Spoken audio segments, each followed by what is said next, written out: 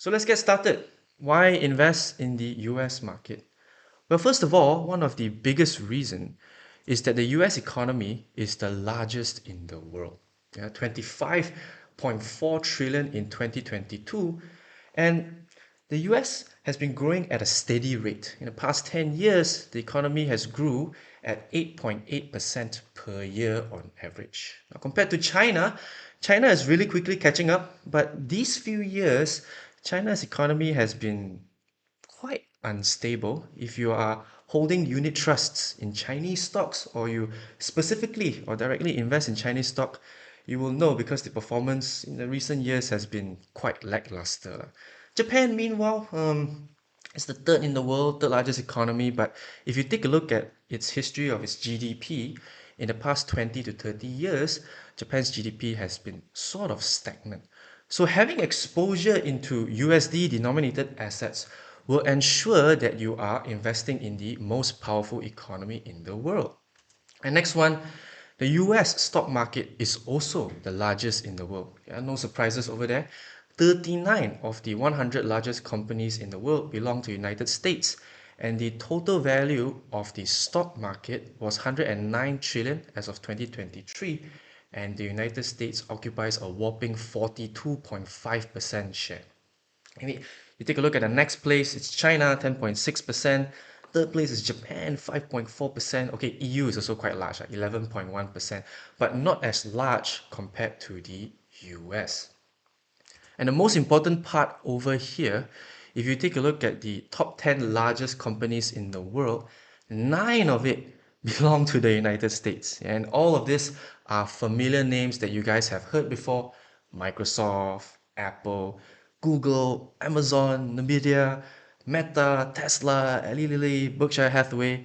Yeah, a lot of these names are exponential growth companies, and they are also well diversified, although most of them are considered as tech stocks as well. So therefore, having exposure in US assets ensures that your portfolio is not just well diversified, but it will also increase the overall returns. Now, the next reason for investing in the US market is obviously the US dollar lah. Yeah, because it is the most traded currency in the world, making up 72.87 of all forex trades. And in fact, you take a look at all of these very famous forex pairs, majority of it is denominated in USD some way or another. Yeah, Euro USD, the most traded currency pair, making up about almost 1/3 of all forex trades. Then you have USD Japanese yen, British pound USD, and the list goes on and on. So if your portfolio is a bit invested in US assets, first of all, you can fight against local inflation. We all know the story of the depreciation of the Malaysian ringgit. Right now it's 4.71. A lot of people are saying that it's going to approach 5 ringgit soon. But if you have a bit of assets invested in the US, you could have prevented some of that local inflation, right? And another thing about the US dollar, with it being the most traded currency pair, makes it the most liquid as well, right? Which means whenever you buy a stock or buy an ETF that is denominated in the US dollar, you can very easily find buyers or sellers because it is an extremely liquid market. And finally, the most important reason over here is diversification. Okay, if you naturally, as Malaysians, majority of our investments is denominated in the Malaysian ringgit. And right now, you take a look at your portfolio, I'm going to assume some of it is in fixed deposits, cash apps, Bursa, Rise, maybe some in ASB, ASM, a bit in gold, right? Majority of it is denominated in MYR. And when Malaysia undergoes a recession or an economic downturn, if you're not well diversified, then definitely your portfolio is going to suffer quite hard, which is one of the crucial reasons to make sure you have exposure into the global markets, in particular the US market. So with that out of the way, let's move on over to my preferred broker to have exposure in US indices, and that is Rakuten Trade. You cannot just invest in one type of market. You can invest in the Malaysian market, the US market, as well as the Hong Kong market. And let's go through what are the perks of this brokerage itself, right? Because nowadays there are so many brokers in Malaysia, it's very hard to pinpoint which is the best. Well, Rakuten, first of all, they offer US, MY, and HK stocks. You can invest in many familiar names such as Tesla, Meta, Nvidia, Maybank, Public Bank. Basically, all of the names that I mentioned just now, the list which I showed you guys just now, right? 9 out of the top 10 companies, all of it can be found on Rakuten Trade. And apart from that, this brokerage also offers over 200 different types of ETFs from the US. And the next one, which is quite important, extremely low fees. If you're trading in Malaysian ringgit, the fees can go as low as 1 ringgit per trade, or if you convert your ringgit to USD, then the fees is a bit different, $1.88 per trade. Now, just a fun fact over here, in this broker itself, they allow you to hold 3 different types of currencies, Malaysian ringgit, US dollar, or Hong Kong dollar. And obviously with that, the fees will slightly change as well. Fully online experience. Yeah, everything from account registration to depositing and withdrawing can be done fully online. Okay, and you don't have to open a traditional CDS account to own stocks. Okay, with that, the process sometimes can take weeks or even up to a month if you're opening a traditional brokerage account. Right, but with Rakuten, they are sort of like a nominee CDS account, which is why they remove all of the hassle of opening a traditional account. Supports fractional shares, minimum of 0.01 units. So right now, a share of Apple costs roughly $185 to $190. And not many people have the capability to own one whole share of Apple. And in this case, in Rakuten itself, they allow you to own part of Apple as low as 0.01 units. And this doesn't make a lot of sense like if you plan to buy 0.01 units of Apple because the minimum fee is $1.88, right? But let's say you want to buy 1.5 units of Apple. Yeah, you can do it in Rakuten. Next one is also quite important.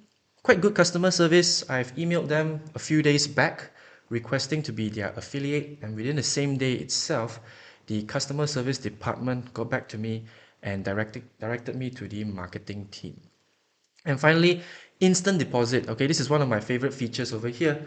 When you make an online deposit with Rakuten Trade, as long as it's below 30,000 ringgit, the money will be instantly reflected in your account and you can immediately use it to buy shares or invest. So let's take a look at Rakuten's fee structure over here. All trades in Bursa Malaysia are placed in Ringgit Malaysia. This is quite obvious. For Hong Kong and US trades, like I said just now, you have the choice to trade in Malaysian Ringgit, Hong Kong dollars, or USD. You can also maintain your idle cash Ringgit or Hong Kong dollars or USD in the account at no extra charge. So the trading value, if it's below 700 ringgit, they charge you 1% with a minimum of 1 ringgit. So naturally, you want to at least invest 1,000 or 2,000 ringgit. In that case, then your brokerage will have a flat fee of 9 ringgit only. And if you increase your trading volume even more or your investment size, then it gets more worth it. Okay? Trading in the US dollars, 0.1% of trading value for any size, but the minimum fee is US 1.88. So there is a website, Dividend Magic, they did a calculation on this. If you're planning to use Rakuten Trade, then make sure when you're placing, if you're investing in the US market like in particular, if your order is below 700 ringgit, then it's more worth it to trade using the local currency or Malaysian ringgit. But if you are planning to buy a position size of more than 700 ringgit, it's better to first convert the currency into the US dollar, then use USD to acquire that particular stock. Okay, and the conversion rates within Rakuten Trade is pretty competitive as well. Last I checked, is a 0.5 to 1% loss, which compared to banks, sometimes 2 or 3 or even 4%. So another attractive thing about Rakuten Trade is that any idle cash within your account, the Malaysian ringgit balance, will earn an interest of 1.75% per annum. This is quite a neat feature. I didn't know about this until at the end of the month I checked my cash balance and realized, oh, my cash balance increased.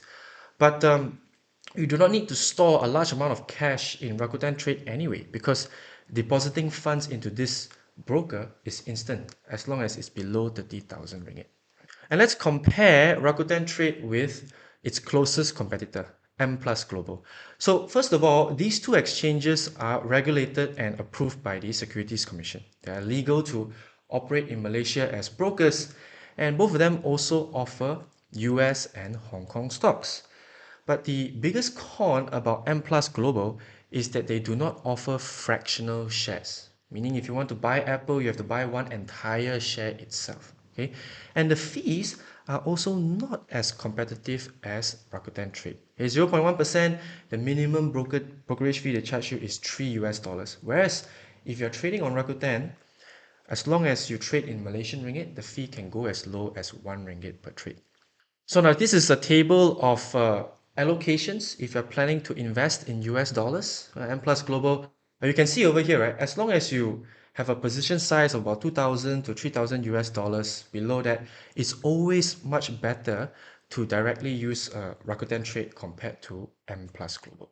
After that, for balances $5,000, $10,000, then it's pretty much equal. So with that out of the way, now let's talk about what I mainly use Rakuten Trade for. Now, just a quick thing to note, I don't stock pick, meaning I don't directly invest in Apple, Facebook, Microsoft, Nvidia, or Tesla. Rather, I invest in the entire US stock market. So the logic is actually pretty simple. How certain are you that this particular stock over here will still exist in the next 20 to 30 years? How sure that there won't be another Apple in the making that will overtake these tech giants in the future? If you're unsure like me, then perhaps the wiser option is to invest in the entire US market instead. And these are the notable ETFs, US ETFs that are offered on Rakuten right now. First of all is the Investco QQQ Trust. They invest in 100 of the largest non-financial companies on the Nasdaq. And next up is VTI, the Vanguard Total Stock Market. They invest in approximately 100% of the US stock market, including large, mid, and small caps as well. And finally, Vanguard S&P 500. This is actually one of a very famous ETFs out there. They invest in stocks from the S&P, representing 500 of the largest US companies. And another thing that you should consider over here, why have a single company work for you when you can have 100 or 500 of the best US companies working for you? Okay, so this is the thing that you guys as investors have to think about before you start diving into investing in the US market. If you want to register with this exchange, I know I sound a bit like selling something right now, and make sure you have a referral code ready. Use your friend's referral code, or you can use my referral code as well. You get a bit of trading fee discounts, and those can go a long way. Now let's move on over to investing in gold. Everybody is talking about Bursa Gold Dinar right now, okay, because it is a new app that allows you to have exposure to gold from as low as 10 ringgit. And the spread is actually very attractive compared to Maybank. But aside from this, there are a lot of types of fees. You take a look at this list, I'm already quite lost. There's a top-up fee, 0.35%, withdrawal fee, 15 cents, purchase fee, 0.2%, sales fee, 0.2%. Then, if you hold more than 4.25 grams of gold within the app itself, you can decide to cash out into a physical Bursa Gold Dinar coin. But then it's not cheap. Courier fee 10 ringgit, minting fee 73.4 ringgit, insurance takafu fee 13 ringgit. Then there's a transfer fee also 0.2%, which in the app itself you can send gold to someone else. You're not too sure about how that's going to work. Annual admin fee 0.5% of all your assets within the BGD app. Registration fee 5 ringgit per user. But right now, to make it more attractive for people to come in, they are waiving most of the fees. So the two things over here that you're seeing in this box is currently the total fees to register for this app. Apart from that, they're pretty much waiving everything except for minting coins. So this makes it quite attractive if you are planning to start your investing journey in gold. But my exposure to gold is mainly through ETFs, specifically Versa Gold. I think I'm sure most of you know about Versa. Maybe some of you are using it right now. And why not just directly use Versa to invest in gold, right? Because it is also Sharia compliant, the registration is free, there is no top-up fee, there is no sales charges, unlike BGD's 0.2%. There's an annual management fee of 0.33% compared to BGD is 0.5%. So yeah, just go to your Versa app and then I think there's like a Versa Gold over there. You can directly invest in it. Or if you already have funds in say Versa Cash or Versa Cash I, you can also switch part of your funds over to Versa Gold. Now comes the important question, right? How much gold should I allocate within my portfolio? Well, general portfolio managers, they don't recommend more than 5 to 10%. This is because gold is normally used to diversify your portfolio and as an inflation hedge. And it entirely depends when you invest in this asset. To give you some context, if you went all in gold during this period, somewhere between 2011 and 2012, your portfolio will only be up by 7.74% right now, which does not even keep up with inflation. And obviously, if you went all in gold here, then you'll be up by quite a significant margin. But this highlights why you shouldn't have too much of gold within your portfolio itself. And yeah, that brings me to the end of my short and sweet session tonight. Meanwhile, just a quick shout out to all our members over here. And none of this would be possible without your support.